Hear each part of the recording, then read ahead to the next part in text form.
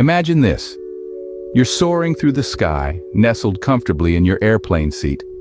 The hum of the engines is a soothing background noise. You reach into your bag and pull out your latest knitting project. It's a perfect way to pass the time, isn't it? But wait, there's a nagging question in the back of your mind. Are knitting needles even allowed on planes? Well, rest assured, the answer is yes. The Transportation Security Administration, or TSA, gives knitting needles the green light for both carry-on and checked luggage. But there's a caveat. They stress that sharp objects like needles should be sheathed or wrapped up to prevent accidents. After all, we wouldn't want to poke any unsuspecting baggage handlers or TSA inspectors, would we?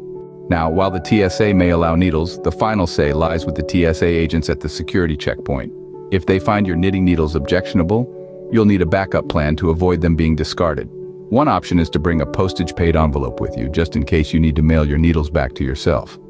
In some cases, a security agent may want to inspect your needles. If you're in the middle of a project, it's a good idea to have a stitch holder on hand. And yes, you're probably wondering, can you actually knit during your flight? In most instances, you can.